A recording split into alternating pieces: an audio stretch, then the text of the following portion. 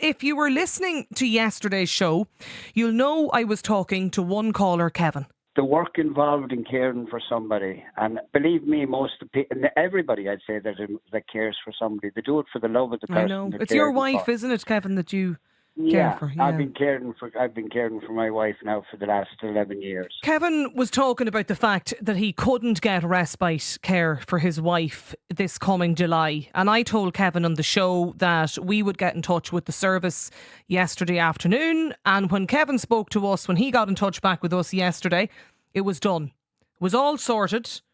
The respite care that he'd been looking for, it was found, it had been located, and it was now available. And I'm not telling you this today to take any credit.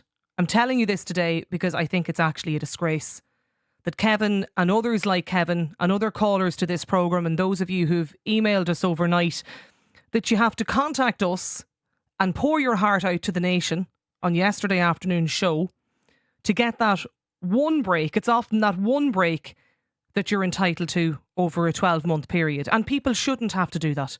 They shouldn't have to contact Lunchtime Live or any other radio show in the country to fight for what really is a very basic right.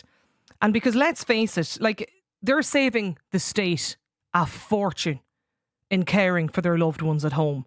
And that, maybe that once or twice a year for whatever the reason, maybe it's a family wedding, maybe it's just to attend a medical appointment, maybe it's just to get a night's sleep when they ask for a break. You'd like to think that we could, in today's society, in 2024, in the wealthy country that we live in, you'd like to think we would be able to facilitate something like this. So when people come on the show and they tell those stories and they really have to fight for what they should be entitled to, it's not the first time we've heard Kevin's story. It's not the first time we've heard other listeners' pleas here on the programme. And it really bothers me. It really, really annoys me that people have to come on the show and do this, because we're basically treating them like prisoners.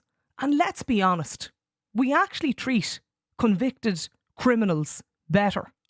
Because the emails that I've been looking at this morning are from people who've got in touch to tell me they've no rest, no break, can't leave their home, no ability to attend a medical appointment, they can't leave their house to socialise.